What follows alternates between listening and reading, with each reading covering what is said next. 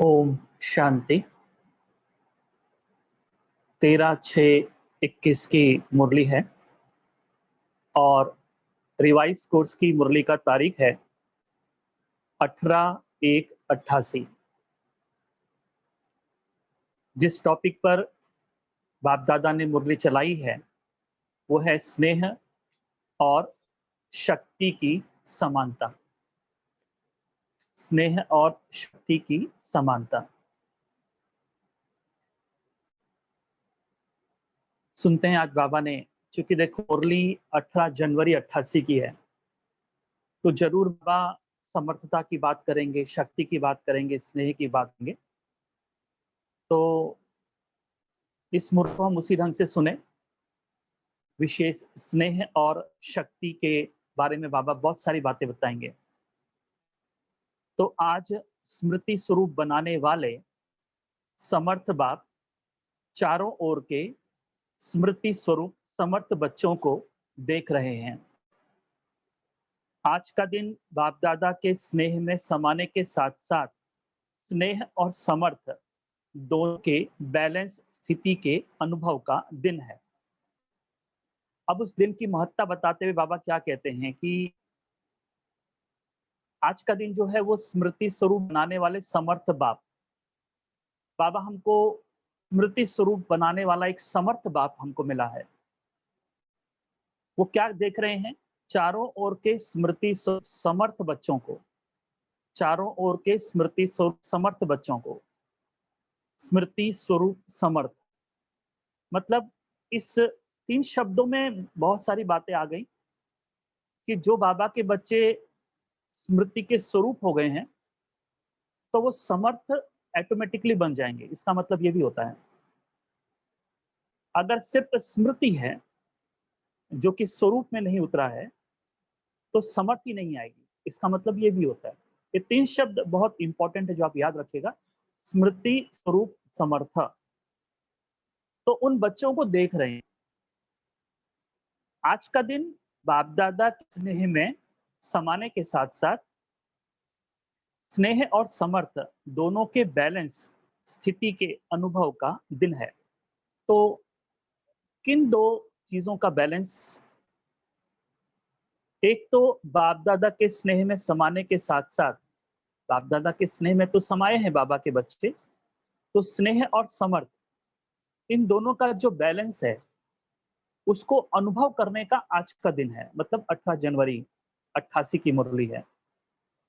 स्मृति दिवस अर्थात स्नेह और समर्थी। स्मृति दिवस अर्थात स्नेह और समर्थी दोनों की समानता के वरदान का दिवस है। ये दिन स्नेह और समर्थी, स्नेह और शक्ति, ये दोनों की समानता। अब बैलेंस का मतलब क्या हुआ कि दोनों ही समान है।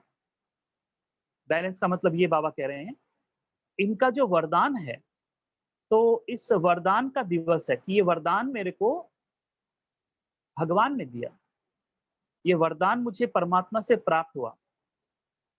और वरदान का मतलब उसकी टेक्निक, उसकी विधि, उसकी केमिस्ट्री,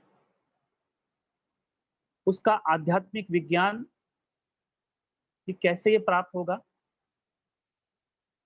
उसका प्रोसेस, उसका पाथवे, उसका रास्ता, उसका मार्गदर्शन, इसको हम वरदान में ले लेंगे। तो इस वरदान को प्राप्त करने का दिवस है। मतलब हम क्यों याद करते हैं उस दिन को कि ये वो दिन है जब हमको इस बात की याद आती है कि मुझे ऐसा बाप मिला है जो स्मृति स्वरूप सो समर्थी स्वरूप। इस वरदान को प्रैक्टिकल, इस वरदान को हम कहें कि प्राप्त करने का ये दिवस है। इस वरदान को मैंने प्राप्त किया है। इस वरदान इस बात को इस बात को सिद्ध करने के लिए भगवान ने मुझे बहुत सारी विधियां बताई हैं, ज्ञान दिया है इसका। तो ये दिन मुझे अपने उस दिन की भी याद दिलाता है। ये दिन मुझे परमात्मा के प्राप्त होने का भी याद दिलाता है। ये दिन मुझे जो ब्रह्मा बाबा ने एक वरदान प्राप्त किया, जो ब्रह्मा बाबा ने वरदान मुझे दिया, तो मैं उसको बार-बार याद करूँ कि इस जीवन में परमात्मा ने मुझे ये चीज़ दी है।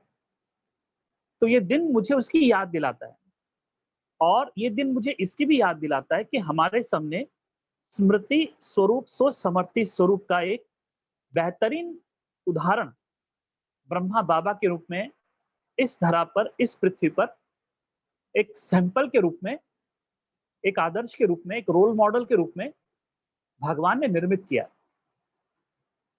तो वो रोल मॉडल मेरी उन सारी शंकाओं को समाप्त कर देता है, मेरे डाउट्स को समाप्त कर देता है, मेरे बहानों को समाप्त कर देता है कि इस धरा पर आपकी भगवान आपकी शिक्षाओं से सरोबार डेकोरेटेड कौन सा ऐसा सैंपल है। तो ये दिन मुझे दोनों चीजें, एक परमात्मा के द्वारा मुझे बताई गई विधि जिससे मुझे स्मृति स्वरूप सो समर्थी स्थिति की प्राप्ति हो, और ऐसा कोई एग्जाम्पल, ऐसा कोई सैंपल, ऐसा कोई उदाहरण, बेहतरीन उदाहरण भी प्राप्त हुआ, उसकी पूरी जीवन गाथा हमने देखी। तो ये उस दिन का गायन है। दोनों की समानता के वरदान का दिवस है, क्योंकि जिस बाप की स्मृति में स्नेह में लवलीन होते हो, वह ब्रह्मा बाप स्नेह और शक्ति की समानता का श्रेष्ठ सिंबल है, प्रतीक है। अगर हम बेहतरीन सिंबल, बेहतरीन उदाहरण की बात करें, तो इस धरा पर शिव की शिक्षाओं का सबसे सुंदर उदाहरण है, निमित्त एक सैंपल है, वो है ब्रह्मा बाबा। कि अगर कोई देखना चाहे, और जिन्होंने देखा, उनके जीवन में स्नेह और शक्ति की समानता जो देखी, तो वो हमारे सामने एक उदाहरण के रूप में प्रस्तुत हैं।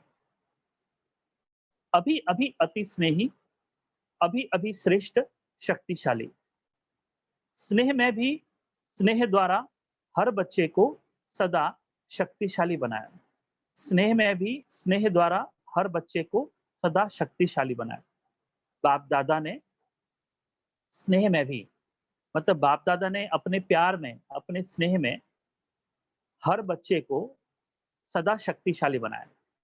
बाबा ने, बाबा के स्नेह की विधि ऐसी थी, या बाबा का जो स्नेह था, सामने वाले को समर्थ बनाने में समर्थ था। बाबा के स्नेह में सामने वाले को समर्थ बनाने की एक ताकत थी, एक एक एक विशेषता थी। स्नेह में भी स्नेह द्वारा हर बच्चे को सदा शक्तिशाली बनाए, जो कि दुनिया में किसी के लिए पॉसिबल नहीं है कि कोई अपने स्नेह में किसी को शक्तिशाली बना दे। मुझे लगता है ऐसे बहुत कम उदाहरण हैं, अगर हम लौकिक जीवन की बात करते हैं तो। लेकिन बाबा के स्नेह में ऐसा था, मेजॉरिटी बाबा के स्नेह में, बाबा के स्नेह में मेजॉरिटी ने शक्ति का प्राप्त की। आज हम जो पुरानी दीदी दादियों को देखते हैं, हमारे वरिष्ठ भाइयों को देखते हैं, तो उनके अंदर में जो शक्ति है, शक्ति मतलब शारीरिक नहीं, शक्ति मतलब आत्मिक। क्योंकि आत्मिक शक्ति ही आपका मनोबल बनता है। मन बाद में आता है, आत्मा पहले आती है। मन तो आत्मा का एक ऑर्गन है। तो ये जो आत्मिक शक्ति क्या है? आत्मा हो जाने के बाद जो शक्ति मिलती है, आत्मा हो जाने की वजह से जो शक्ति मिलती है, वो शक्ति आपका मनोबल बनता है। तो उस शक्ति की बात हो रही है। लेकिन आत्मा होना इतना आसान नहीं है। उसके लिए एक विचित्र प्रकार का स्नेह, एक अलौकिक स्नेह चाहिए होता है। सिर्फ स्नेह में अपनी तरफ आकर्षित नहीं किया, ऐसा नहीं कि बाबा के स्नेह की तरफ बच्चे सिर्फ आकर्षित हुए, या बाबा ने स्नेह में बच्चों को सिर्फ अपनी तरफ आकर्षित किया हो, लेकिन स्नेह के द्वारा शक्ति सेना बनाई, विश्व के आगे सेवा अर्थ निमित्त बनाया। बाबा के स्नेह ने क्या किया? बाबा के स्नेह ने, बाबा कहते बाबा के स्नेह ने शक्ति सेना का निर्माण किया, एक शक्ति सेना बनी। बाबा के स्नेह में इतनी ताकत थी कि शक्ति सेना खड़ी हुई और विश्व के आगे सेवा के अर्थ निमित्त बनी। ये स्नेह की शक्ति है, स्नेह का एग्जाम्पल है। आप केवल ऐसा नहीं कह सकते कि मेरे दिल में तो स्नेह है। देखिए, स्नेह और शक्ति का बहुत गहरा कनेक्शन है। अगर कोई व्यक्ति कहे कि मेरा बाबा से 100% स्नेह है, लेकिन मेरे में शक्ति नहीं है, तो ये जो व्यक्ति है, ये पूरी तरह बॉडी कॉन्शियसनेस में है और इसको समझ में नहीं आ रहा है कि बॉडी कॉन्शियसनेस वाली शक्ति, बॉडी कॉन्शियसनेस वाला प्यार आपको कमजोर बनाता है। आप बॉडी कॉन्शियसनेस में जो कहते हो कि मेरा बाबा से प्यार है, ये प्यार प्यार नहीं है। इस प्यार में तुम्हें समर्थ बनाने की शक्ति नहीं है। ये प्यार तुम्हें पावरफुल नहीं बनाएगा। ये प्यार तुम्हें प्रैक्टिकल लाइफ में जो समस्याएं आती हैं और जिन समस्याओं के वशीभूत मैं दिनचर्या के नियम, कायदे, कानून तोड़ देता हूं या मुझसे टूट जाती हैं, भूलें होती हैं, आलस आ जाता है, ये सब चीजें परमात्मा का स्नेह का इंडिकेशन नहीं है। आप ऐसा नहीं कह सकते कि मुझे बाबा से बहुत प्यार है, लेकिन अमृत वेला ना मेरे को बहुत नींद आती है। ये अज्ञानियों की भाषा है। तुम अभी तक ज्ञानी हुए ही नहीं हो, या दूसरे शब्दों में कहें कि अभी भी ज्ञान में अनपढ़ गंवार हो। अभी भी ज्ञान तुम्हारे पल्ले पड़ा ही नहीं है और तुम सिर्फ एक काम कर रहे हो, अपनी जो कमजोरी है उसको बहुत अच्छी तरीके से ढक रहे हो। तुम्हें अपनी कमजोरी को ढकना बहुत अच्छा आ गया है। तुम सर्टिफाई कर रहे हो कि मेरा बाबा से स्नेह है, लेकिन तुम्हारी जिंदगी में तुम जो अपने आप को सर्टिफाई कर रहे हो, अगर हम उसको वेरीफाई करें, the certification and the verification, they are not matching. मैं अपने आप को प्रामाणिक कर रहा हूं कि मेरे बाबा से स्नेह है, पर लाइफ तुम्हारा प्रामाणिक नहीं है। मैं प्रमाणित कर रहा हूं, पर प्रामाणिक जीवन नहीं है। मैं अपने आप को, मैं ऐसा कह रहा हूं कि आई एम ऑथेंटिक, कि मेरा बाबा से बहुत प्यार है, बट आपकी जो ऑथेंटिसिटी है, आपकी लाइफ में अथॉरिटी बनकर नहीं निकलती है। सो इसका सिंपल मीनिंग है कि आप इस धोखे से बाहर निकले कि आपका बाबा से प्यार है। आपका बाबा से प्यार अभी तक हुआ ही नहीं है, ये कईयों को समझ में ही नहीं आ रहा है, क्योंकि बॉडी कॉन्शियसनेस वाले प्यार में इतने अटके हुए हैं कि वो बॉडी कॉन्शियसनेस वाले प्यार में वो कमजोर ही रह गए हैं। ना अमृत वेला उठ पा रहे हैं, ना बाबा की मुरली ठीक से सुन पा रहे हैं, ना समझ पा रहे हैं, ना खान पान की शुद्धि हो पा रही है, ना मनसा सूक्ष्म आत्मिक स्थिति के अभ्यास में जोर जो है वो दे पा रहे हैं। तो भाव ये है कि आप कहाँ अपनी शक्ति को ऑथेंटिक, प्रामाणिक और सर्टिफाई कर रहे हो। ये गलत चीज है, या इस अर्थ में कि आप अपने आप को जो कर रहे हो उसको 1000 बार सोचो कि ये जो मैं कह रही हूँ या कह रहा हूँ कि मेरा बाबा से प्यार है, उसका प्रमाण क्या है, उसका प्रमाण दिखता है क्या। पहली बात, उसका प्रमाण दिखता है क्या।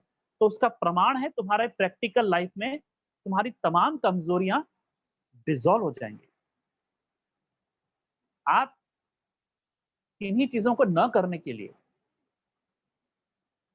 कमजोर अपने आप को साबित नहीं करोगे, तुम्हारे बहाने खत्म हो जाएंगे।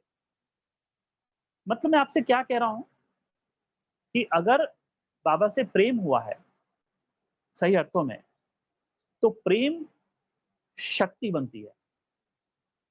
प्रेम में इतनी ताकत होती है कि वो पूरी दुनिया के खिलाफ भी खड़ी हो सकती है।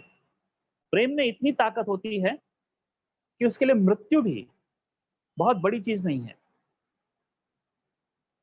तो प्रेम मृत्यु से बढ़कर है। जहां प्रेम है वहां मृत्यु का भय समाप्त हो जाता है। ये उस प्रेम की बात कर रहा हूं जो आत्मा की गहराइयों से आती है, न कि शरीर के आकर्षण से।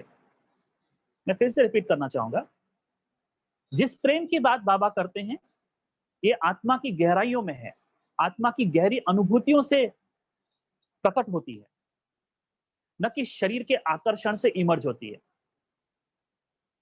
तो दुनिया में शरीर का आकर्षण है, इसलिए उस आकर्षण में भय है। लेकिन जिस प्रेम की बात बाबा करता है वो आत्मा की अनुभूति से इमर्ज हुआ प्रेम है,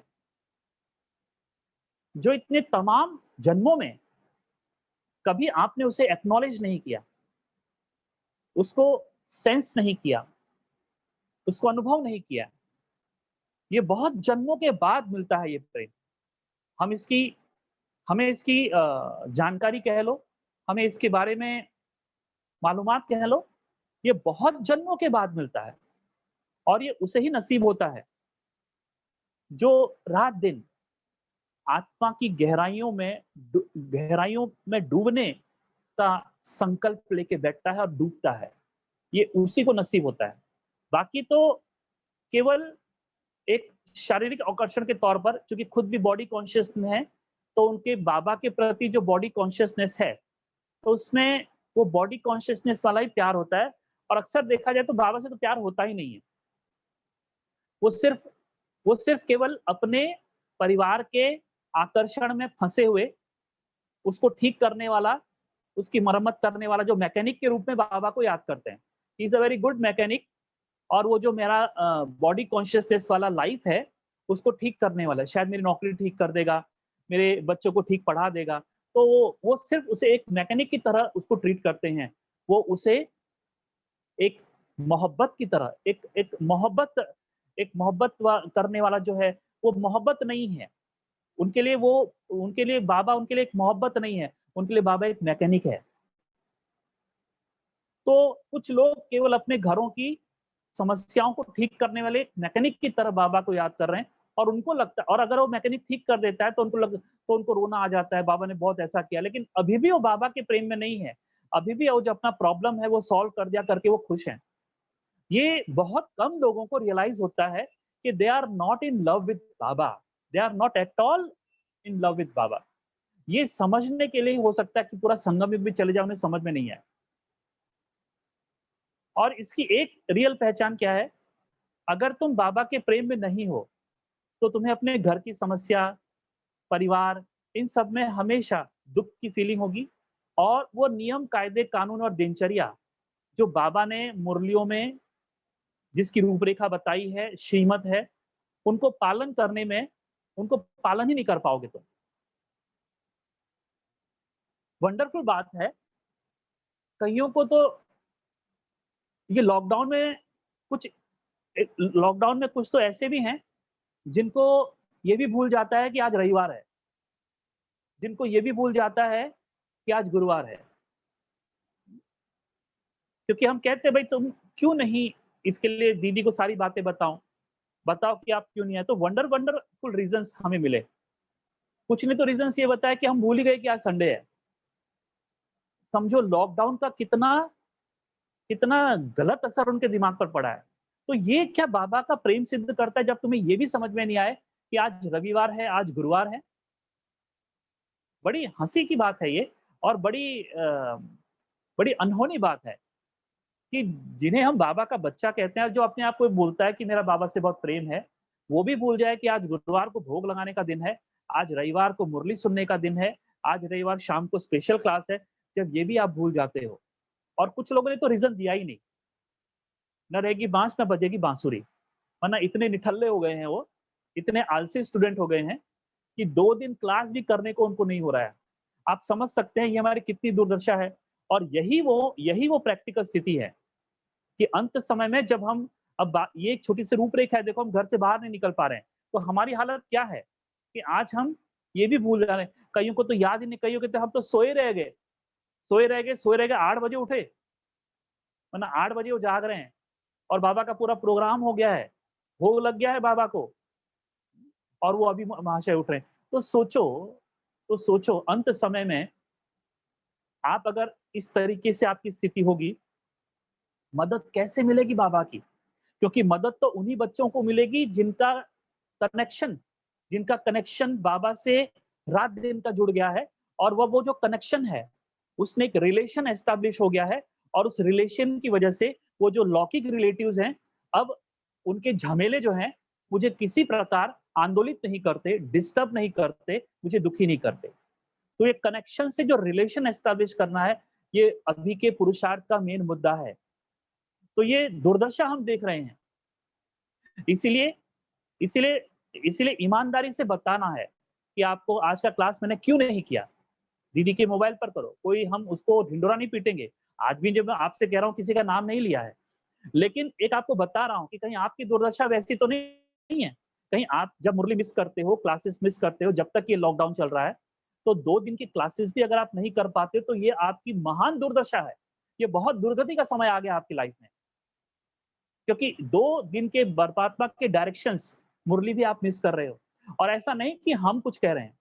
बाबा ने कहा है कि वर्तमान समय ये जो साधन निकले हैं, ये साधन खास आपके लिए निकले हैं, और आम सारी दुनिया के लिए, ये विज्ञान के साधन।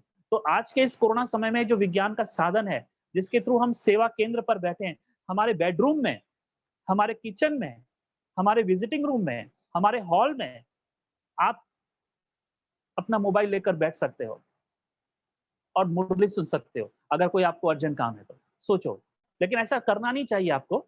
आपको जब मुरली सुन रहे हैं, तो उस समय आप और मोबाइल और बस इन हो, बाकी और कुछ बखेड़ा नहीं करो, क्योंकि सारा दिन पड़ा हुआ है।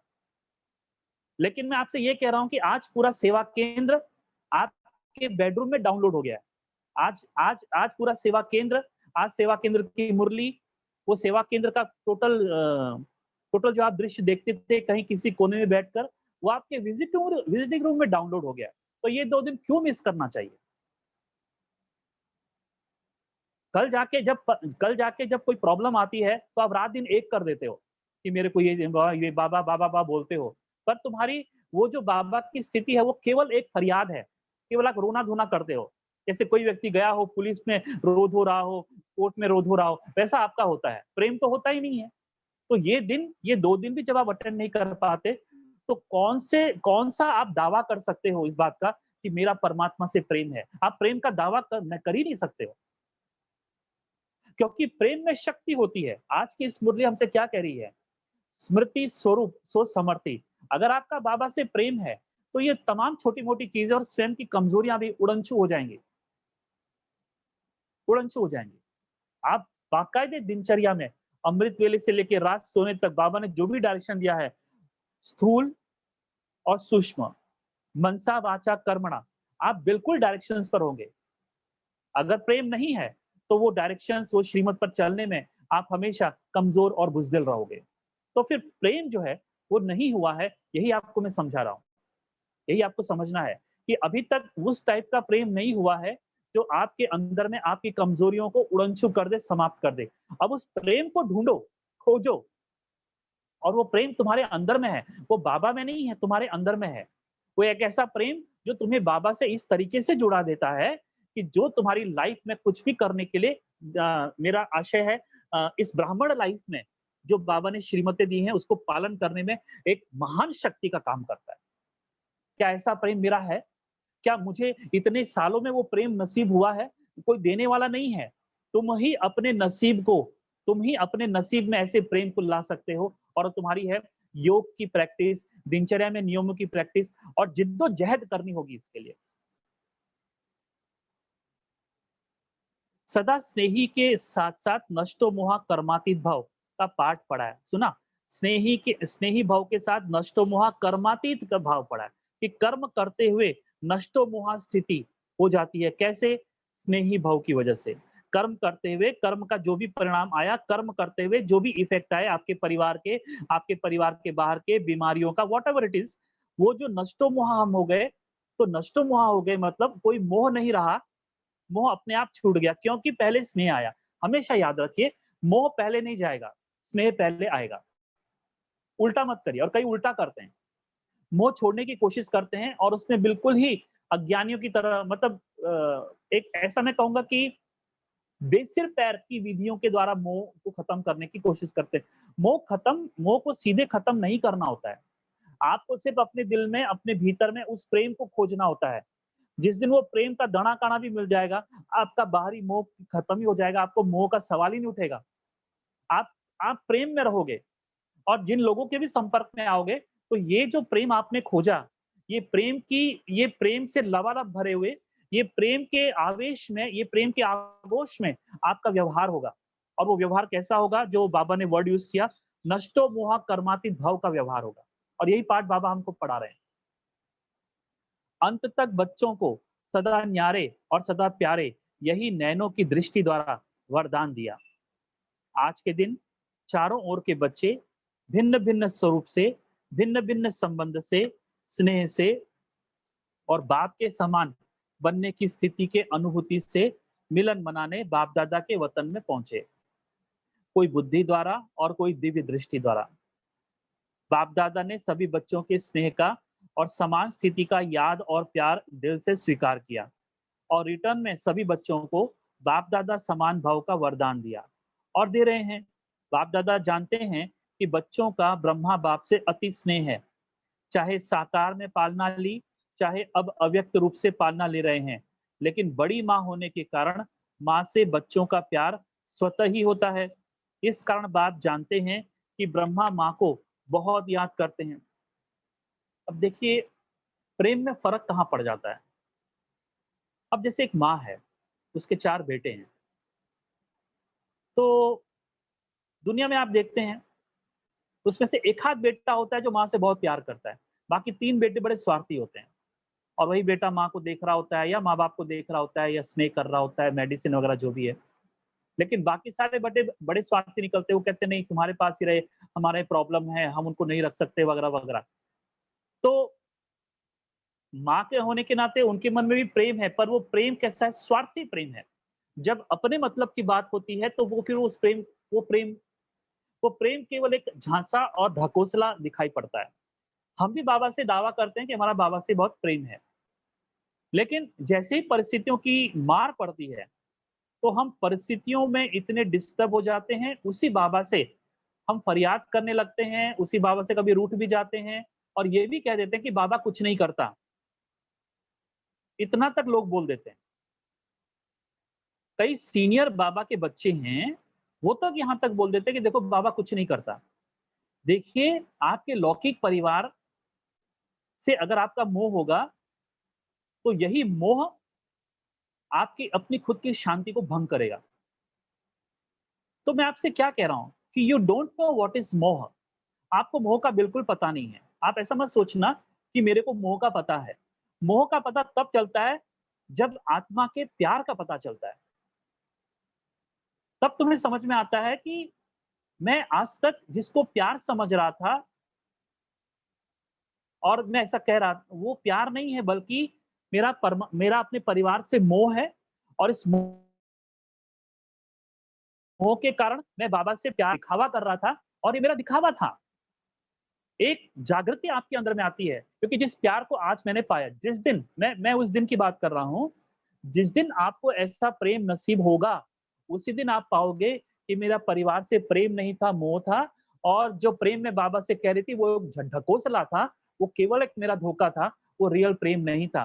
वो तो परिवार को ठीक करने के लिए बाबा को एक हेल्पिंग हैंड के रूप में मैं यूज़ कर रहा था और one of the helping hand कह सकते हैं कि he was not more than that. इससे ज़्यादा वो मेरे लिए कुछ नहीं थे। मेरे लिए सिर्फ़ वो मैकेनिक की तरह, एक मरम्मत करने वाले व्यक्ति की तरह, एक मेरे परिवार को ठीक करने वाले व्यक्ति की तरह ही था और ऊपर का रूप मेरा प्यार का था, पर अंदर की जो इच्छाएँ, मान्यताएँ थी कि मेरा परिवार ठीक करने वाला, पूरा फ़ोकस मेरा परिवार था। लेकिन अभी मेरे कहने से आपको ये रियलाइज़ नहीं होगा। ये उसी दिन रियलाइज़ होगा जिस दिन आप अपनी आत्मा को पकड़ पाओगे। जहाँ आप आत्मा हो जाओगे और आत्मा होने के स्वाद को चखोगे। आत्मा होने के आभास को चखोगे।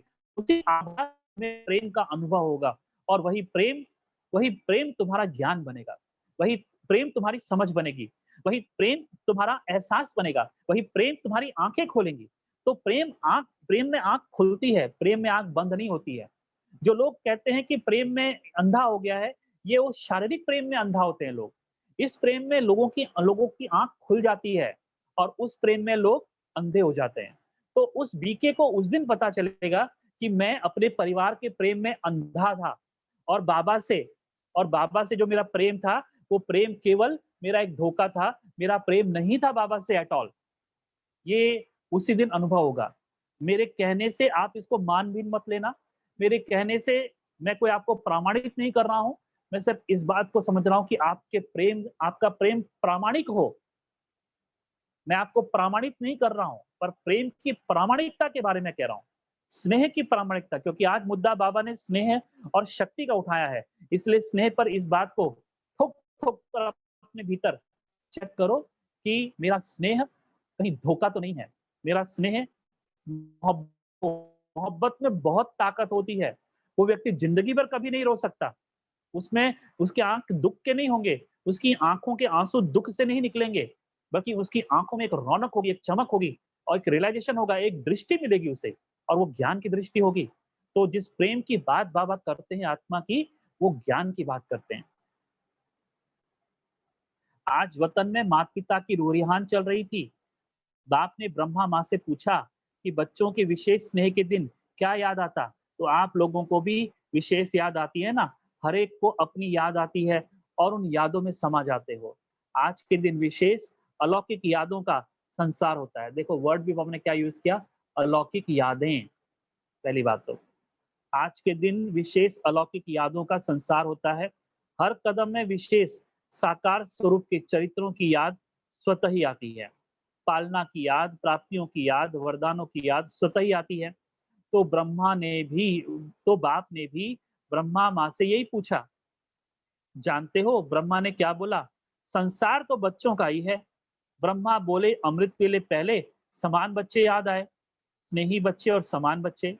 स्नेही बच्चों को समान बनने की इच्छा व संकल्प है, लेकिन इच्छा के साथ संकल्प के साथ सदा समर्थी नहीं रहती।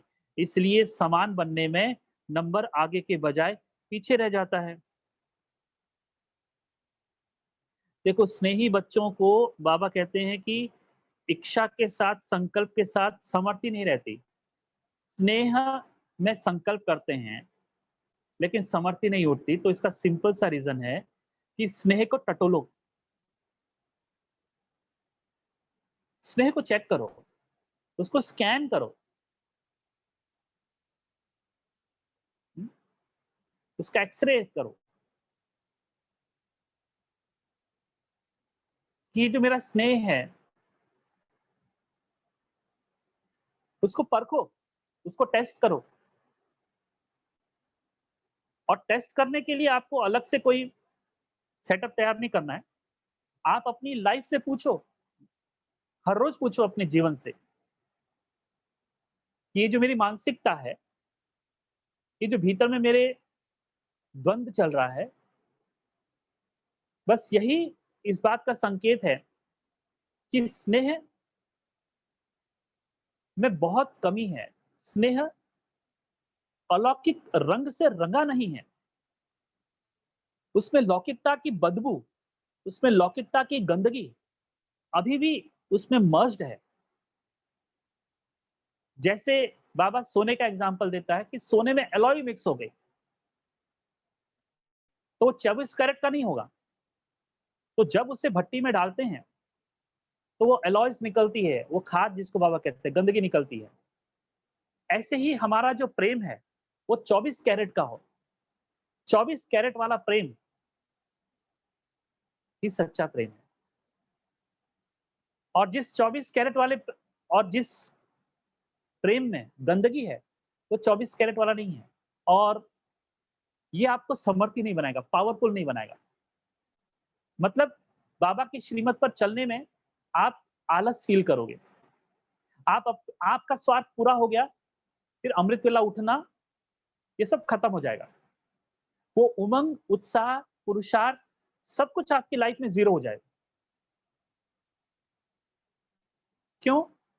क्योंकि 24 कैरेट वाला प्रेम केवल और केवल उसी व्यक्ति को नसीब होता है कॉन्शियसनेस, आत्म अभिमानी बनने के पुरुषार्थ की जो इंटेंसिटी है, ताकत को बढ़ाते जा रहा है, बढ़ाते जा रहा है, बढ़ाते जा रहा है। जानते हो ब्रह्मा ने क्या बोला? संसार तो बच्चों का ही है। समस्याएं सदा समान बनने की स्थिति से दूर कर लेती हैं।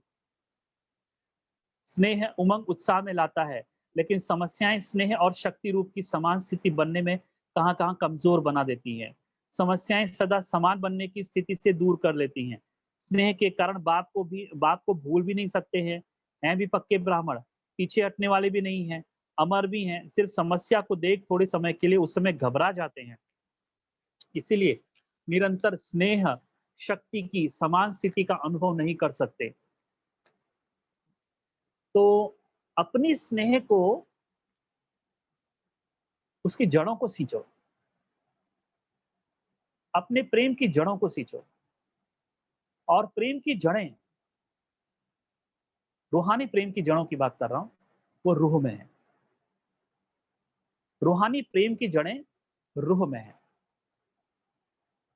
तो रूह होना, इसके लिए एक नेसेसरी क्वालिफिकेशन हो जाता है, कंडीशनिंग हो जाती है। इस समय के प्रमाण नॉलेजफुल, पावरफुल, सक्सेसफुल स्थिति के बहुत काल के अनुभवी बन चुके हो। माया के, प्रकृति के व आत्माओं द्वारा निमित्त बनी हुई समस्याओं के अनेक बार के अनुभवी आत्माएं हो। नई बात नहीं है, त्रिकालदर्शी हो। समस्याओं के आदि मध्य अंत तीनों को जानते हो। अनेक कल्पों की बात तो छोड़ो, लेकिन इस कल्प के ब्राह्मण जीवन में भी बुद्धि द्वारा जान विजयी बनने में व समस्या को पार कर अनुभवी बनने में नए नहीं हो, पुराने हो गए हो। चाहे 1 साल का भी हो, लेकिन इस अनुभव में पुराने हैं। नथिंग न्यू, यह पाठ भी पढ़ाया हुआ है। इसलिए वर्तमान समय के प्रमाण अभी समस्या से घबराने में समय नहीं गंवाना है। समय गंवाने से नंबर पीछे हो जाता है। तो ब्रह्मा माँ ने बोला, एक विशेष नहीं बच्चे, दूसरे समान बनने वाले। 2 प्रकार के बच्चों को देख यही संकल्प आया कि वर्तमान समय प्रमाण मेजॉरिटी बच्चों को अब बाप समान स्थिति के समीप देखना चाहते हैं। समान स्थिति वाले भी हैं, लेकिन मेजॉरिटी समानता के समीप पहुंच जाएं, यही अमृत वेले बच्चों को देख देख समान बनने का दिन याद आ रहा है। आप स्मृति दिन को याद कर रहे हो और ब्रह्मा माँ समान बनने का दिन याद कर रहे हैं। यही श्रेष्ठ संकल्प पूरा करना, अर्थात स्मृति दिवस को समर्थ दिवस बनाना। अब देखो बाबा ने क्या किया कि समान बनने का दिन, मतलब बाप समान बनने का ये दिन है। तो ये मुरली हमको इस बात का संकेत देती है, बाबा प्रेम नहीं चाहता है, बाबा प्रेम में समान बनने वाली आत्मा चाहती है। बाबा चाहते हैं कि बाबा को ऐसा प्रेम करें कि बाप समान बनने की ललक जो है, लालसा, प्यास, ये जागृत हो जाए बाप समान बनने की। इसलिए बाबा ने कहा कि बाबा समान बनने के दिवस के रूप में आज इस दिवस को देख रहा है। यही श्रेष्ठ संकल्प पूरा करना, अर्थात स्मृति दिवस को समर्थ दिवस बनाना है। यही स्नेह का प्रत्यक्ष फल माँ बाप देखना चाहते हैं। पालना का व बाप के वरदानों का यही श्रेष्ठ फल है। माता पिता को प्रत्यक्ष फल दिखाने वाले श्रेष्ठ बच्चे हो। पहले भी सुनाया था, अति स्नेह की निशानी यह है जो स्नेही की कमी देख नहीं सकते। इसलिए अभी तीव्र गति से समान स्थिति के समीप आओ। यही माँ का स्नेह है। हर कदम में फॉलो फादर करते चलो। ब्रह्मा एक ही विशेष आत्मा है जिसका माता पिता दोनों पार्ट साकार रूप में नूंदा हुआ है। इसलिए विचित्र पाठधारी महान आत्मा का डबल स्वरूप बच्चों को याद अवश्य आता है। लेकिन जो ब्रह्मा माता पिता के दिल की श्रेष्ठ आशा है कि सर्व समान बने, उसको भी याद करना। समझा? तो आज के स्मृति दिवस का श्रेष्ठ संकल्प समान बनना ही है। चाहे संकल्प में चाहे बोल में, चाहे संबंध संपर्क में, समान अर्थात समर्थ बनना। अब देखिए बाबा ने और एक इस मीनिंग को ट्विस्ट दिया। क्या कहा बाबा ने? कि संकल्प में, बोल में, संबंध संपर्क में समान, मतलब बाप समान ऐसे बनो। तो इसी को बाबा ने कहा समर्थ बनना है। अगर आप बाप समान संकल्प में, आपके संकल्प वही चलते हैं जो बाबा ने कहा, आपके बोल वही चलते हैं जो बाबा ने कहा, आपके संबंध संपर्क में, आप जिस तरीके से संबंध संपर्क में आते हो, आपका व्यवहार वो भी अगर श्रीमत अनुसार है या ब्रह्मा बाप समान है, तो बाबा कहते हैं इस टोटल पुरुषार्थ को अगर ऐसा ये पॉसिबल हो जाए, तो बाबा इसको समर्थ बनना कहेगा। कितनी भी बड़ी समस्या हो, लेकिन नथिंग न्यू, इस स्मृति से समर्थ बन जाएंगे। इसमें अलबेले नहीं बनना। अलबेलेपन में भी नथिंग न्यू शब्द यूज करते हैं, लेकिन अनेक बार विजयी बनने में नथिंग न्यू। इस विधि से सदा सिद्धि को प्राप्त करते चलो। सभी बहुत उमंग से स्मृति दिवस मनाने आए हैं। 3 पैर पृथ्वी देने वाले भी आए हैं। 3 पैर दे और 3 लोगों का मालिक बन जाए तो देना क्या हुआ? फिर भी सेवा का पुण्य जमा करने में होशियार बने, इसलिए होशियारी की मुबारक हो। एक दे लाख पाने की विधि को अपनाने की समर्थी रखी, इसलिए विशेष स्मृति दिवस पर ऐसी समर्थ आत्माओं को बुलाया है। बाप रमणीक चिटचैट कर रहे थे, इसलिए विशेष स्थान देने वालों को बुलाया है। बाप ने भी स्थान दिया है ना, तो बाप का भी लिस्ट में नाम है। कौन सा स्थान दिया है? ऐसा स्थान कोई नहीं दे सकता, बाप ने दिया। कितना बड़ा स्थान है। यह सब स्थान उसमें आ जाएंगे ना, तो देश विदेश के सेवा स्थान सभी इकट्ठे करो, तो भी बड़ा स्थान कौन सा है? पुरानी दुनिया में रहने के कारण आपने तो ईंटों का मकान दिया और बाप ने तख्त दिया, जहां सदा ही बेफिक्र बादशाह बन बैठ जाते। फिर भी देखो किसी भी प्रकार की सेवा का, चाहे स्थान द्वारा सेवा करते, चाहे स्थिति द्वारा करते, सेवा का महत्व सतह ही होता है। तो स्थान की सेवा का भी बहुत महत्व है। किसी को हाँ जी कहकर, किसी को पहले आप कहकर सेवा करने का भी महत्व है। सिर्फ भाषण करना सेवा नहीं है, लेकिन किसी भी सेवा की विधि से मनसा वाचा कर्मणा, बर्तन मांझना भी सेवा का महत्व है। जितना भाषण करने वाला पद लेता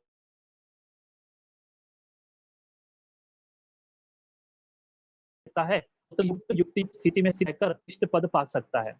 वह मुख से करता, वह स्थिति से करता। तो सदा हर समय सेवा की विधि के महत्व को जानकर महान बनो। बाबा ने एक सिंपल सा कर्म दिया कि बर्तन मांजने की सेवा। बहुत सारी सेवाएं हैं जिसमें बाबा ने कहा बर्तन मांजने की सेवा। अब ये जो बर्तन मांजने की सेवा, अगर स्थिति अच्छी है तो बर्तन मांजना आपका भाग्य बनेगा। लेकिन बर्तन मांजने में स्थिति भी बर्तनों जैसी हो गई है, तो बर्तन मांजने की जो सेवा है उसका कोई पुण्य आपको नहीं मिलेगा। ये हमेशा ध्यान में रखना। सेवा से जो पूरा जो आपका पुण्य बनना है वो नहीं मिलेगा। एक पार्शियल आपका पुण्य बन जाएगा। भाई आपने बर्तन किया, लेकिन आपने रूठ कर, दिल में खुशी नहीं थी, रो रो के, आपने परेशान होकर के अगर आपने बर्तन मांजे या जो भी कुछ किया, बर्तन मांजना मतलब एक हम उदाहरण ले रहे हैं, ऐसे तो कई प्रकार की सेवाएं हैं। अगर आपकी उसमें स्थिति इंक्लूड नहीं है, अगर आप आपकी स्थिति बर्तन मांजने में आपकी स्थिति पर आपका ध्यान नहीं है, या दूसरे शब्दों में स्थिति से सेवा और परिस्थिति के वशीभूत सेवा और स्थिति के वशीभूत सेवा, या दूसरे शब्दों में स्थिति में स्थित होकर के सेवा और परिस्थितियों में स्थित होकर के सेवा। परिस्थितियों में मतलब क्या? कि आप बर्तनों को देख रहे हैं, इतने सारे बर्तन मुझे करने पड़ेंगे, मेरे को बहुत ज्यादा काम करना पड़ेगा, मतलब ये परिस्थितियों के वशीभूत की हुई सेवा है। और स्थिति क्या है? स्थिति से जब आप सेवा करते हो तब बाबा के प्रेम में होते हो, बहुत आनंदित होते हैं, खुशी खुशी, मतलब खुशी से करना, जिसको हम खुशी से करना कहते हैं। लेकिन कौन खुशी से कर सकता है? जिसे बात मिलने की खुशी नहीं है और जिसकी खुशी में अलौकिकता नहीं है, जिसकी खुशी अलौकिक सुगंध से सुगंधित नहीं है, तो जब वो बर्तन मांजेगा, वो बर्तन मांजते वक्त उसकी स्थिति बर्तनों से भी गई गुजरी हो जाएगी, ऐसा है। तो स्थिति के द्वारा सेवा और परिस्थितियों के वशीभूत की गई सेवा, इन दोनों में अंतर है। और इसकी प्रैक्टिस आप अपने घर में कर सकते हैं। जो घर में बर्तन हैं, उस बर्तनों को मांजते वक्त आप क्या फील कर रहे हैं? आप उमंग उत्साह फील कर रहे हैं, आनंद फील कर रहे हैं, और या आप उसे एक बोर्डम की तरह, एक रोज के झंझट की तरह, एक काम उतारने की तरह अगर आप कर रहे हैं, मेरा मतलब ये हुआ कि आप अंदर में उतनी खुशी महसूस नहीं कर रहे हो, उतना आनंद महसूस नहीं कर रहे हो। तो आपका जो बर्तन मांजना है, वो कर्म योग नहीं होगा, वो कर्म भोग होगा या कर्म रोग बनेगा। कर्म भोग और कर्म रोग बनेगा। मतलब कर्मों के वशीभूत आप रहेंगे, और उसमें भी आप 2 डिवीज़न कर देंगे, मतलब अच्छी सेवा और बड़ी बुरी सेवा, या दूसरे शब्दों में थोड़ी टॉप लेवल की सेवा और बड़ी बॉटम लेवल की सेवा। इस प्रकार की जो मानसिकता रखने वाले सेवाधारी ज़्यादा टिकते नहीं हैं। देखो, लॉकडाउन एक ऐसा प्रक्रिया थी, मैं आपको बताऊँ, ये लॉकडाउन मतलब झाड़ का हिलना। इस लॉकडाउन में कई हिल गए, कई कुमार-कुमारियाँ गायब हो गए, कई अधर कुमार गायब हो गए, कई अधर कुमारियों का नामो-निशान ही नहीं है। तो क्या हुआ ये? ये झाड़ हिला। मुरलियों में हम कभी सुनते थे ऐसे कि बाबा कहते थे, "बच्चे कल ये झाड़ को भी हिलाओ, ये झाड़ हिलेगा। आगे आने वाली जो परिस्थितियाँ हैं, आगे आने वाला जो ड्रामा है, ये ड्रामा झाड़ को हिलाएगा और इसमें कई गायब हो जाएँगे, कई गायब हो जाएँगे।" वो जो कुमार-कुमारियाँ पहले दिखते थे, वो अधर कुमार-कुमारियाँ जो पहले दिखते थे, वो जो लौकिक कई लोग वो जो कई बाबा के बच्चे दिखते थे जो रोज़ आके मुरली सुन रहे हैं, आज उनका नामो-निशान नहीं है, ना कहीं दीदी को ओम शांति है, ना दीदी को कहीं गुड मॉर्निंग है, ना दीदी को कोई अपना पता है। जैसे बाबा कहते थे ना, बच्चा गया, चिट्ठी नहीं लिखी तो ब बाबा समझता है मर गया। मर गया इन अ सेंस कि इस दुनिया से मर गया, इस ब्राह्मण परिवार से मर गया, अब इसका नामो-निशान नहीं रहा। भई कभी ना चिट्ठी, पहले तो चलो चिट्ठी की बात अलग थी, वो तो कितने दिनों के बाद भी आती थी, वो भी चलो हम समझ सकते हैं। आज तो आपको व्हाट्सएप पे ओम शांति, मैं ठीक हूँ, अपना हाल-चाल दीदी को देना क्यों नहीं हो सकता है? हो सकता है ना? चलो, फ़ोन एंगेज हो, फ़ोन के लिए शायद एक टाइम लिमिट, पर व्हाट्सएप के लिए तो नहीं, आप व्हाट्सएप भेज सकते हो। आज सबसे बेस्ट कम्युनिकेशन व्हाट्सएप का है। व्हाट्सएप व्हाट्सएप जो आपके लिए, उसके उसके रोगी मत बन जाओ। लेकिन इस व्हाट्सएप के द्वारा आप ये क्यों नहीं करते हो? दुनिया भर की चीज़ें हम व्हाट्सएप में करते हैं, दुनिया भर की चीज़ें। लेकिन एक ओम शांति, गुड मॉर्निंग, भैया मैं ज़िंदा हूँ, ब्राह्मण परिवार में मैं हूँ ज़िंदा, इतना तो इंडिकेशन दे सकते हो। लेकिन नहीं, नामो-निशान नहीं है उनका। तो वो जो उनके ऊपर-ऊपर की वो जो उनके ऊपर-ऊपर की चमक थी, कि वो जो उनकी चापलूसी थी, वो जो उनका ऊपर का एक दिखावा था, वो अब समझ में आता है कि ये केवल दिखावे के बीके थे, ओरिजिनल बीके नहीं थे। और जो रियली इस लॉकडाउन में टिके रहे, वो ओरिजिनल बीके हैं, वो बहुत समर्थ है बीके हैं। कुछ अगर आप पूरी तरह ये कॉन्टैक्ट छोड़ दोगे, ये 2 दिन का क्लास, ये स्पेशल क्लास, तो ज़्यादा दिन टिक भी नहीं पाओगे। फिर धीरे-धीरे मुरली छूट जाएगी, गुरुवार का जैसे कहा ना, भूल जाएगा कि गुरुवार है, भूल जाएगा कि रविवार है, भूल जाएगा कि आज स्पेशल डे था। ये सब क्या है? ये सब ब्राह्मण परिवार से निकलने के रास्ते हैं। इसलिए इसलिए कहा ये झाड़ हिल रहा है। ये लॉकडाउन में बहुत ज़ोर से हिला है झाड़, बहुत ज़ोर से। तना, शाखाएँ, पत्तियाँ, जैसे देखो अलग-अलग चक्रवात आए, तूफान आए, कैसे झाड़ के झाड़ उखड़ गए।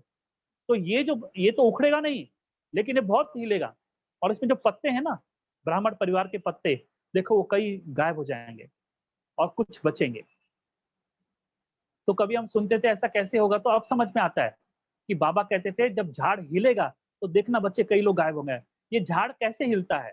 क्या होता है?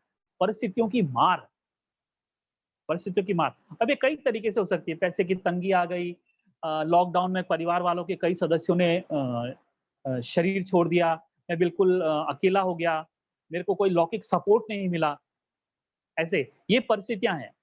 देखिए, आप अपना सपोर्ट बाबा को बनाइए, लौकिक परिवार से भी अपेक्षा मत रखिए कि कोई लौकिक परिवार में कोई कोई बहन, कोई भाई, कोई टीचर आके आपको मदद करेगा। आपका सबसे बड़ा आधार है बाबा। और अगर आपका आधार बाबा है, तो आपका सेवा केंद्र पर आना, सेवा केंद्र पर मुरली सुनना, ज़ूम में मुरली सुनना, स्पेशल क्लास अटेंड करना, अव्यक्तवाणी सुनना, ये सब जारी रहेगा क्योंकि बाप को आधार बनाया। और अगर आपने टीचर को आधार बना दिया, भाई जी को आधार बना लिया है, बहन जी को आधार बना लिया है, तो आपके ये आधार भी धीरे-धीरे टूटेंगे। मतलब इस प्रकार से आधार को आधार बनाना, ये ठीक तरीका नहीं है, क्योंकि आधार की लिमिटेशन है। आप उस आधार से इतनी अपेक्षा कर बैठोगे कि उस आधार से ही रूठ जाओगे। इसलिए इनको तो आधार बनाना नहीं है, आपको खुद ही खुद का आधार बनना है और एक बाबा को अपना आधार बनाना है। और उस आधार के लिए सबसे बड़ी चीज़ क्या है? सबसे बड़ा इस आधार को अगर इस आधार का फाउंडेशन खाली चेक करना, इस आधार का फाउंडेशन लौकिकता में ना हो, इस आधार का फाउंडेशन अलौकिकता में हो। इस आधार का फाउंडेशन कहाँ से शुरू करना? आत्मा की गहराइयों से शुरू करना। इसको इसको आत्मा की गहराइयों में लेके जाना इस फाउंडेशन को। फिर दुनिया की कोई ताकत जो है आपको इन परिस्थितियों में घुटने टेकने, इसलिए कईयों ने घुटने टेक दिए हैं, कई गायब हो गए हैं। कई तो गाँव भी जाते हैं, वो दीदी को बताकर भी नहीं जाते, दीदी गाँव जा रहा हूँ, कि दीदी गाँव से वापिस आ गया। इतना तक वो परिस्थितियों की मार उन पर पड़ गई है। सोचो ये हाल हो गया है। तो ये क्या है? ये ऐसे ही जो ऊपर-ऊपर के बीके हैं, ऊपर-ऊपर के केवल अपने को पाउडर लगाया हुआ मतलब पाउडर लगाया हुआ बीके है। बीके लाइफ़स्टाइल का पाउडर लगाया हुआ है ना, तो वो सब ऐसे निकल जाएँगे। असली बीके बनेंगे, असली, जो असल है। जिसको कहते हैं ना खरा सोना, वो निकलेगा। ये भट्टी है। इस भट्टी की परिस्थितियों में जो आग लगी, उस आग लोग में कई जल के ये हो गए और कई सोना बनकर निखरेंगे। तो वो जो बचे हैं ना, वो सोना बनकर निखरेंगे और वही आगे चल के जब परिस्थितियों की मार और बढ़ेगी, ये कई गुना मल्टीप्लाई हो गई। संदेशों में तो बाबा कहते हैं ये कुछ भी नहीं है। तो सोचो उस समय भी जो बाबा के बच्चे टिके रहेंगे, जिन्होंने अपना आधार बाबा, योग और स्वयं को बनाया है, मुरली को बनाया है, अव्यक्तवाणी को बनाया है, वही टिके रहेंगे और वही आगे चल के जो आज बाबा ने मुरली कहा, विश्व के आगे विश्व में सेवा करने के निमित्त बनाया, ये वही वो ताकत होगी। इसलिए अपने सारे आधार को अभी निकाल देना। एक मैं और मेरा बाबा, इसको आधार बना। मैं और मेरा बाबा, इसको आधार बनाओ। इसको आधार बनाओ, इसको आधार बनाए रखोगे, तो सेवा केंद्र की हर एक्टिविटी में आपकी हिस्सेदारी होगी। सेवा की हर एक्टिविटी में आपकी आपकी परोक्ष और अपरोक्ष उपस्थिति होगी। देखिए जैसे आज भी आप क्या हैं, प्रत्यक्ष नहीं पर अप्रत्यक्ष रूप से उपस्थित हो, इस ज़ूम पर जब आप देख रहे हो। तो इसीलिए इसको इसको उतना ही इम्पोर्टेंस देना, जितना कि आपका क्लास में आना। अगर आप सचमुच अगर आप सचमुच अपने भीतर में आत्मा के फाउंडेशन को पक्का किया हो, तो मुझे नहीं लगता कि आत्मा से सेवा केंद्र से डिस्कनेक्ट होंगे। यही वो तरीके हैं जिससे आप सेवा केंद्र के कॉन्टैक्ट में आते हो। तो इसको आप बहुत अंदर में ध्यान से रखना। ये झाड़ और हिलेगा। अभी तो शुरुआत है। अभी तो एडवांस पार्टियाँ ऊपर जाके और प्लानिंग कर रही हैं। जो बाबा ने कहा ना, कई एडवांस पार्टियाँ ऊपर जा रही हैं। तो ये सब एडवांस पार्टी ऊपर जाके क्या कर रही है? ये अभी और प्लान कर रही है कि नई दुनिया को और जल्दी कैसे लाएँ। तो उसमें ड्रामानुसार इस वृक्ष का हिलना भी, इस झाड़ का हिलना भी, इस ब्राह्मण परिवार का हिलना भी उसमें इंक्लूडेड है। इसलिए अपने को मजबूत बना के रखो।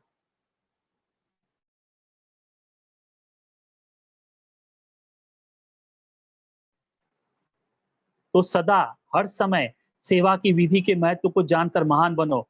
कोई भी सेवा का फल न मिले, यह हो ही नहीं सकता। सच्चे दिल पर साहेब राजी।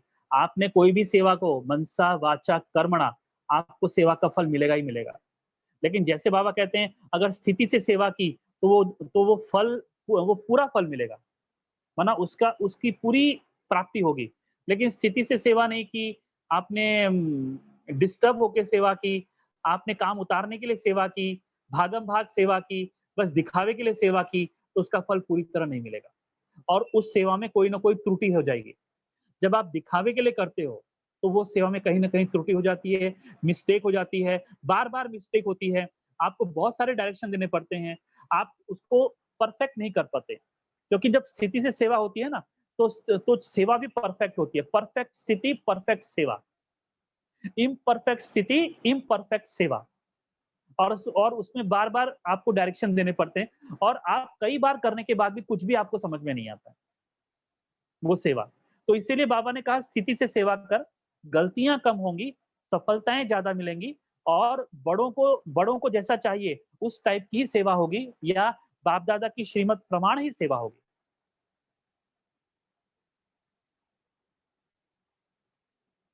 तो लेकिन सच्चे दिल पर साहिब राजी होता है।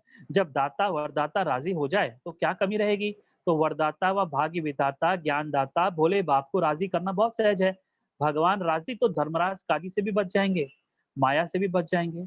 अच्छा, चारों ओर के सर्व स्नेह और शक्ति के समान स्थिति में रहने वाले, सदा माता पिता की श्रेष्ठ आशा को पूर्ण करने वाले, आशा के दीपकों को सदा हर विधि से सेवा के महत्व को जानने वाले, सदा हर कदम में फॉलो फादर करने वाले, माता पिता को सदा स्नेह और शक्ति द्वारा समान बनने का फल दिखाने वाले, ऐसे स्मृति स्वरूप सर्व समर्थ बच्चों को समर्थ बाप का समर्थ दिवस पर याद प्यार और नमस्ते। तो आज आपने मुरली भी बड़ी समर्थ सुनी। तो अब आपको संकल्प लेना है कि मुझे समर्थ बनना है और समर्थ बनने के लिए उस प्यार को ढूंढना है जो मेरे को समर्थ बनाएगा। और वो प्यार तुम्हारे आत्मा होने में छिपा हुआ है। अब तब ऐसा मत बोलना कि आज अमृत वेला रह गया, आज नींद लग गई, आज ऐसा हो गया। देखो, जब बच्चा बीमार होता है तो रात भर सोते नहीं हो। फिर अमृत वेला हो या कौन सी भी वेला हो दिन की, उस समय आंखों में नींद नहीं होती है। तो कहाँ कहाँ से आई वो ताकत। और जब अमृत वेला उठने की बात होती हो, गुरुवार का भोग अटेंड करने की बात होती हो, क्लास अटेंड करने की बात होती हो, तो दुनिया भर के एग्जाम्पल आपके शुरू होते हैं। ऐसा था, वैसा था, ये था, वो था। बाबा ने तो एक बार कहा था, मरने की हालत में भी हो तो भी मुरली सुनना है। तो मुरली सुनते सुनते अगर मर गए तो कौन सा बड़ा, आप शरीर छोड़ दिया तो अच्छा है ना, सदगति हो जाएगी। तो फिर इतना तक बाबा ने हमको दिया है। इसीलिए बहुत ज्यादा बाबा बाबा मत बोलो, बहुत ज्यादा दिखाओ नहीं। और बहुत ज्यादा मत बोलो बाबा से ऐसा है, बाबा तो वैसा है। भैया, तेरे अमृत वेले उठने में, तेरे खान पान की शुद्धि में, तेरे नियमों को पालन करने में बाबा कैसा है वो दिखाई पड़ता है। तू कितना बाबा को समझता है, तेरा बाबा से कितना प्यार है। तो बड़बड़ मत करो बाबा का, बाबा की बड़बड़ाहट मुख से मत निकालो। बहुत बड़बड़ मत करो, बाबा तो ऐसा करता है, बाबा तो बहुत अच्छा है, बाबा ने कितना मदद किया। छोड़ ये बात। तू अमृत वेला उठ पा रहा है क्या? 4 से 5 उठ पा रहा है क्या? तेरे को नींद नहीं आती है क्या? तो छोड़, बाकी बात ही मत कर। खान-पान की शुद्धि है क्या? या गाँव वहाँ जाकर किसी के भी हाथ का खा लेता है, कुछ भी खा लेता है? पहले ये सारे नियमों की बात कर। क्योंकि अगर तेरा प्रेम है, तो वो नियमों से भी प्रेम है। वो नियम तेरे लिए क्या होंगे? वो नियम तेरे लिए अमृत होंगे। उस नियम को पालन करना मतलब मेरे मेरे मेरे प्रेमी ने मुझे कुछ कहा है। ये प्रेमी का प्रेम है कि जो प्रेमी ने बोला और मैंने किया। तो इसीलिए बहुत ज़्यादा जो आप कहते हो ना बाबा, बाबा, कभी-कभी मैं देखता हूँ बहुत ज़्यादा बाबा बोलते, बाबा तो ऐसा है, बाबा कितना अच्छा है, ये करता है। मैं उन्हीं लोगों को देखता हूँ कि अमृत वेला मिस कर रहे हैं। मैं उन्हीं लोगों को देखता हूँ कि गुरुवार का, रविवार का भोग मिस कर रहे हैं। मैं उन्हीं लोगों को देखता हूँ कि मुरली मिस कर रहे हैं। इसलिए आपको ये ध्यान रखना चाहिए कि हम बहुत ज़्यादा बड़बोले नहीं बने, बहुत ज़्यादा बड़बोले नहीं बने बाबा के ज्ञान या वगैरह। लेकिन बड़बोले की अपेक्षा आप क्या करो, अपने बोल को अपना प्रैक्टिकल लाइफ बनाओ। जो जो आप बोलना चाहते हो, वो अपने प्रैक्टिकल लाइफ से बोले। आपका आपका जीवन बोले, आपकी जीभ नहीं बोले। ये आप दिमाग में डाल दो। आपका जीवन बोले, आपकी जीभ नहीं बोले। जीभ को चुप करा दो, जीवन को बोलने दो। आपके लाइफ़स्टाइल को बोलने दो, आपके कर्मों को बोलने दो, आपकी एक्टिविटी को बोलने दो, आपकी सफलताओं को बोलने दो, आपकी सेवाओं को बोलने दो। उनको बोलने दो, उनको भी मुख होता है। आप जीभ से आवाज़ नहीं निकालेंगे, तो लोगों को नहीं पता पड़ेगा, ऐसा मत सोचना। ठीक है? तो आज ये दिमाग में ये बात ठूँस के रख देना।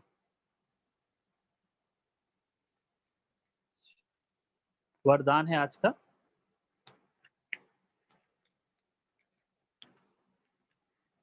स्नेही बनने के गुह्य रहस्य को समझ, स्नेही बनने के गुह्य रहस्य को समझ, सर्व को राज़ी करने वाले, स्नेही बनने के गुह्य रहस्य को समझ, सर्व को राज़ी करने वाले, राजयुक्त योगयुक्त भव।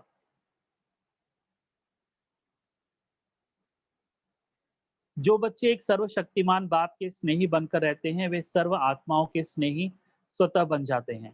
इस गुह्य रहस्य को जो समझ लेते हैं, वह राजयुक्त, योगयुक्त व दिव्य गुणों से युक्त युक्त बन जाते हैं। ऐसी राजयुक्त आत्मा सर्व आत्माओं को सहज ही राजी कर लेती है। जो इस राज को नहीं जानते वे कभी अन्य को नाराज करते और कभी स्वयं नाराज रहते हैं। इसलिए सदा स्नेही के राज को जान राजयुक्त बनो। देखो इस पूरे वरदान में भी बाबा ने क्या कहा कि बाप के समान स्नेही बनने वाले ही प्रैक्टिकल लाइफ में राजयुक्त होकर के व्यवहार कर पाते हैं और दूसरे भी उनसे संतुष्ट होते हैं। सुविचार, जो निमित्त हैं वह जिम्मेवारी संभालते भी सदा हल्के हैं। जो निमित्त हैं वह जिम्मेवारी संभालते भी सदा हल्के हैं। ओम शांति। तो अभी हम आज के दिन मौसम भी अच्छा है तो थोड़ा सा योग करेंगे कि बहुत दिनों से थोड़ा योग नहीं, कई भाई बहनों के कंप्लेंट्स आ रहे थे या शिकायतें आ रही थी, उलझने आ रहे थे कि भाई जी अभी योग नहीं करा रहे हैं आप क्लास के दौरान। हमने कहा ठीक है, प्रैक्टिकल सेवा केंद्र पर तो चलो लॉकडाउन है, तो आज हम फिर ऑनलाइन करेंगे। पूरे शरीर की कोशिकाओं में जाने दीजिए और जब सांस उतना संभव न हो तब श्वासों को धीरे धीरे छोड़ते हुए संकल्प कीजिए, मैं समर्थी आत्मा हूं। श्वास धीरे धीरे छोड़िए, रिलैक्स। थोड़ी देर अब फिर से अगला चक्र शुरू कीजिए। धीरे धीरे, बहुत धीरे धीरे श्वास लेना है और संकल्प करते जाना है, मैं स्नेही आत्मा हूं।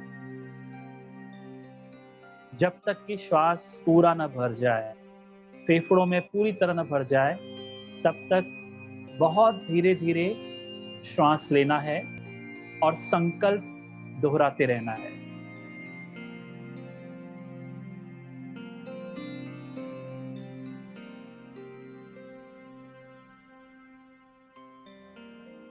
जब श्वास पूरी तरह फेफड़ों में भर जाए तो उसे रोक लीजिए और इस संकल्प को इस शरीर में समाने दीजिए।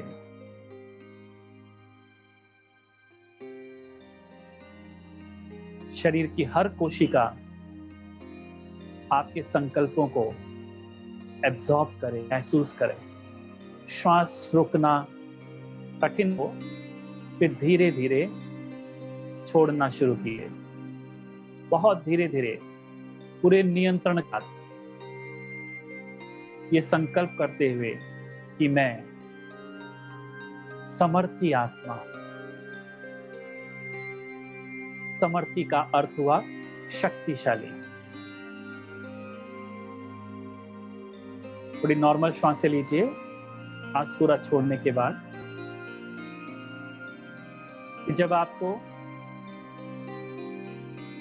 ठीक लगे फिर अगला साइकिल शुरू कीजिए। बहुत धीरे धीरे, बहुत धीरे धीरे, जितना धीरे होगा उतना श्रेष्ठ होगा। संकल्प आपके शरीर की हर कोशिका में, आपके मन के हर कोने में प्रवेश करेगा।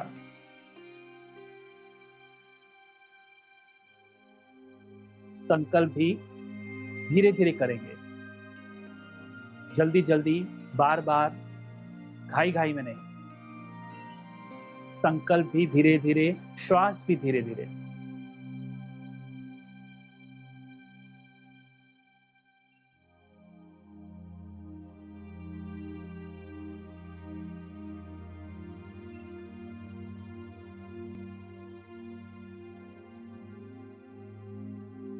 श्वास को थोड़ी देर रोकिए, जितना रोक सकते हो यथाशक्ति, और फिर जब रुकना मुश्किल हो जाए तो उसे धीरे धीरे बाहर छोड़िए। बहुत धीरे धीरे, नियंत्रण के साथ संकल्प करते हुए, मैं समर्थी आत्मा हूं। इसे आहिस्ते आहिस्ते दोहराना है, मैं समर्थी आत्मा हूं।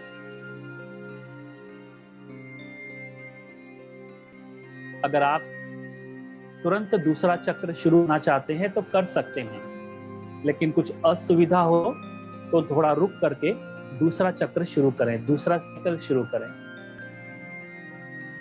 मैं स्नेही आत्मा हूं। मैं स्नेही आत्मा हूं। अधिक से अधिक देर लगाइए श्वास को फेफड़ों में भरने में, लेकिन संकल्प दोहराते रहिए। मैं स्नेही आत्मा हूं। अपने संकल्प को अपने शरीर के भीतर संचारित कर रहे हो।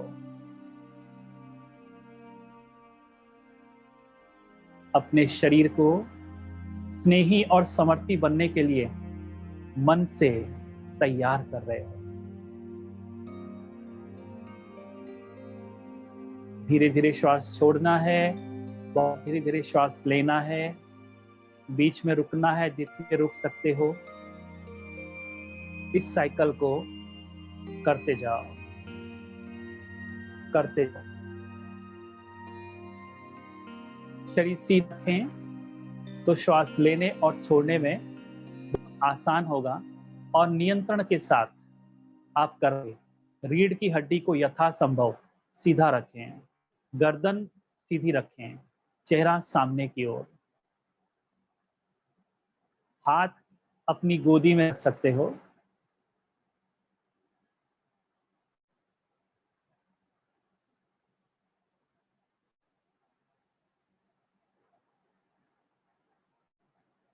बहुत आहिस्ते आहिस्ते।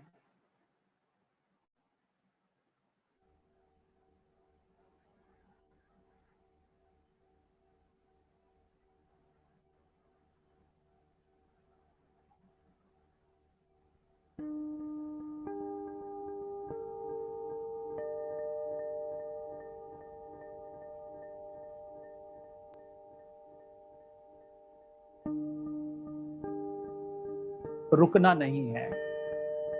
हाँ, एक साइकिल होने के बाद थोड़ी नॉर्मल श्वास लेना स्वाभाविक है। अगर जरूरत नहीं है तो तुरंत दूसरा साइकिल शुरू करें।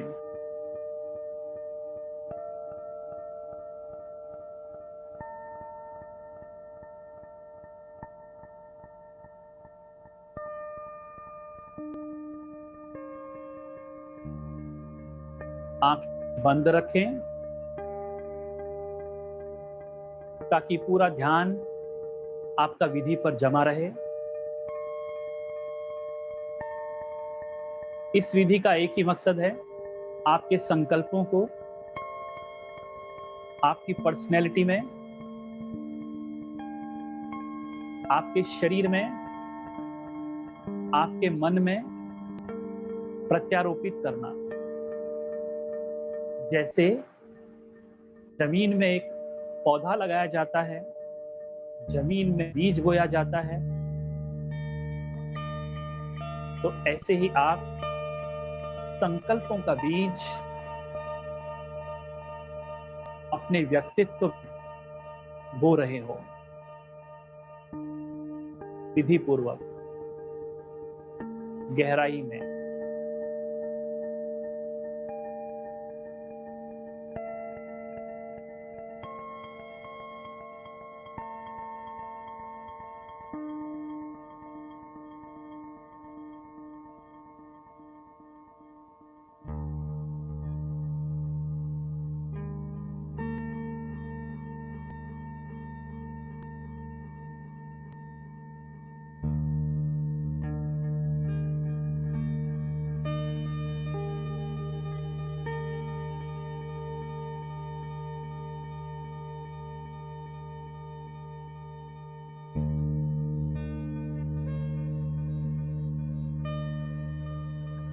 पूरी कोशिश करो श्वास और संकल्प बहुत धीरे धीरे करना है।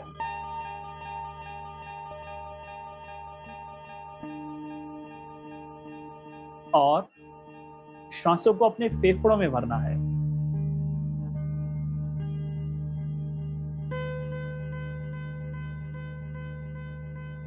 शरीर को सीधा, आंखें बंद।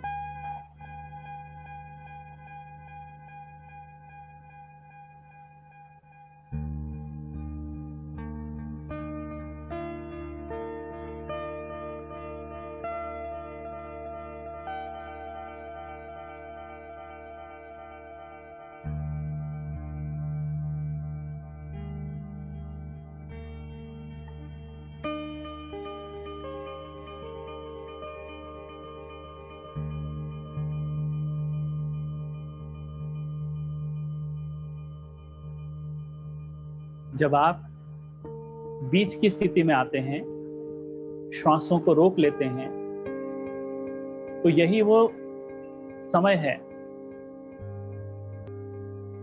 बीज बोने का, जब आपके संकल्प आपके बहुत गहरे मन में, अचेतन मन में, सबकॉन्शियस माइंड में बोए जाते हैं।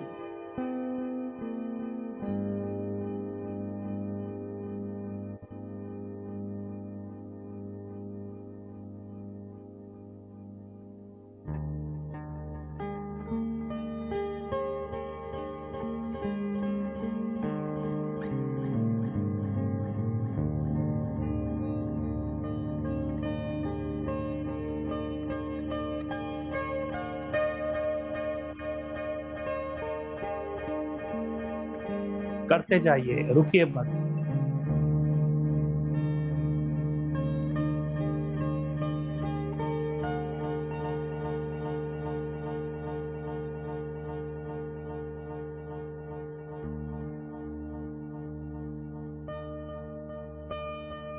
जब आप श्वासों को रोकते हो, उस वक्त भी संकल्प कर सकते हो।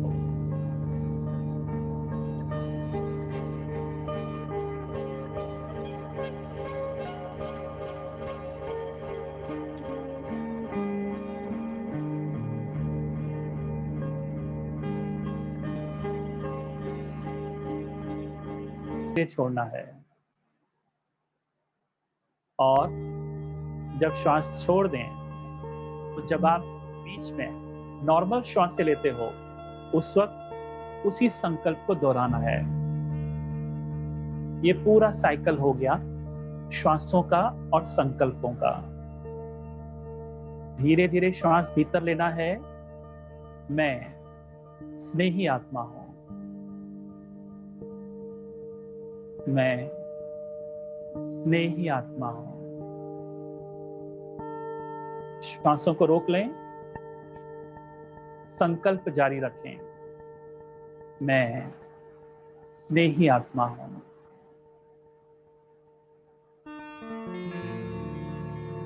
श्वास रोकना मुश्किल हो रहा है, धीरे धीरे छोड़िए। मैं समर्थी आत्मा हूं। मैं समर्थी आत्मा हूं। धीरे धीरे श्वास छोड़ना है। श्वास पूरी तरह निकल जाए। अब नॉर्मल श्वास से लीजिए, लेकिन संकल्प जारी रखिए। मैं समर्थी आत्मा हूं।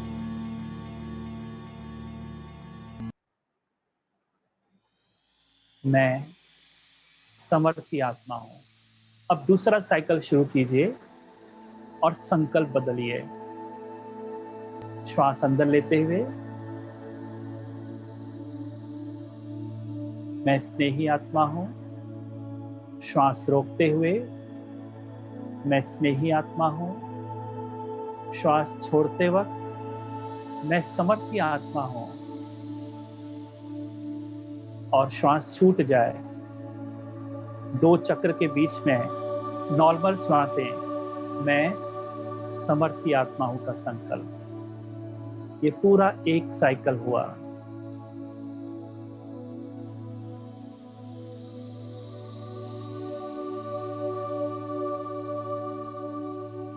करते जाइए।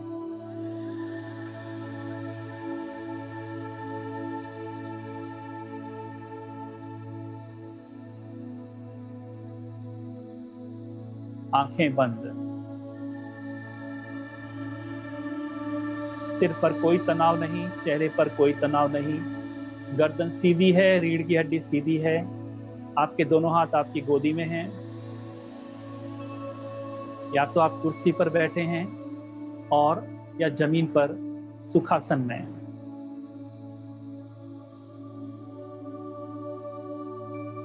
विधि यही है।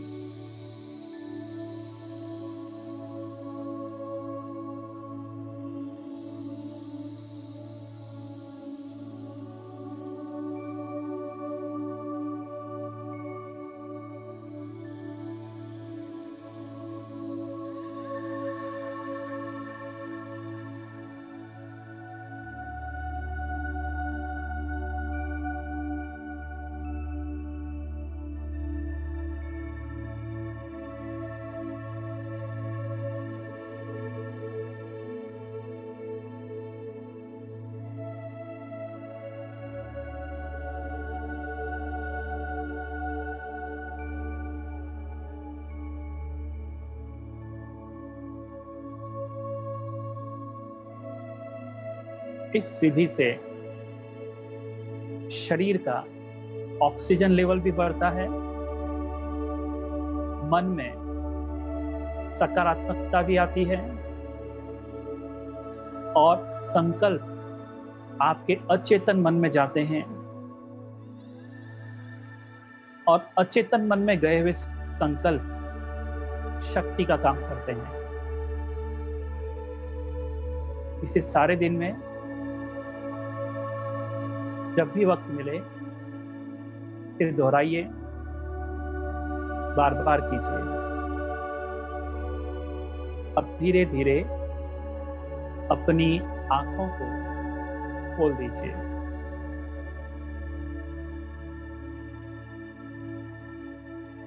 ओम शांति शांति शांति।